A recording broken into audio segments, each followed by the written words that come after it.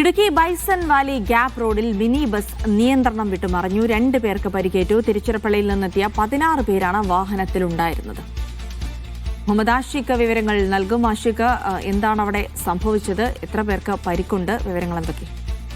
Munnar gap റോഡിലാണ് bison വാലിക്ക് സമീപം ഈ അപകടം ഉണ്ടായിട്ടുള്ളത്. തമിഴ്നാട്ടിൽ നിന്നെത്തിയ വിനോദസഞ്ചാരികളുടെ മിനി ബസ്സാണ് അപകടത്തിൽപ്പെട്ടത്. വാഹനത്തിൽ 13 പേരുണ്ടായിരുന്നു. ഇതിൽ പരിക്കേറ്റ 2 പേരുടെ നില ഗുരുതരമാണ് എന്നാണ് നമ്മൾ മനസ്സിലാക്കുന്നത്. ഇരുവരുടെയും കൈയും കാലും ഒടിഞ്ഞിട്ടുണ്ട് എന്ന് മനസ്സിലാക്കുന്നു. ട്രിച്ചിയിൽ നിന്ന് മൂന്നാർ സന്ദർശിക്കാനെത്തിയ സംഘമാണ് അപകടത്തിൽപ്പെട്ടത്. പരിക്കേറ്റവരെ തേനി മെഡിക്കൽ കോളേജിൽ നിലവിൽ പ്രവേശിപ്പിച്ചിട്ടുണ്ട്. വാഹനത്തിന്റെ നിയന്ത്രണം വിട്ടതാണ് അപകടത്തിന് കാരണം എന്നാണ് നിലവിൽ മനസ്സിലാക്കാൻ കഴിയുന്നത്. ശക്തി, ജാഫ് എന്നീ പേരുള്ള 2 പേരാണ് ഗുരുതരമായി പരിക്കേറ്റ് ചികിത്സയിലുള്ള. മറ്റുള്ളവർക്ക് അതിസാരമായ പരിക്കുകൾ ഇല്ല എന്ന് നിലവിൽ മനസ്സിലാക്കുന്നു. വാഹനത്തിന് നിയന്ത്രണം വിട്ട് ഗ്യാപ് റോഡിൽ ഉണ്ടാകുന്ന അപകടങ്ങൾ എന്തുകൊണ്ട് എന്ന് അന്വേഷിക്കണമെന്ന ആവശ്യം ആ മേഖലയിൽ നിന്ന് നാട്ടുകാരുടെ ഭാഗത്തു നിന്ന് ഉയർന്നു വരുന്നുമുണ്ട്.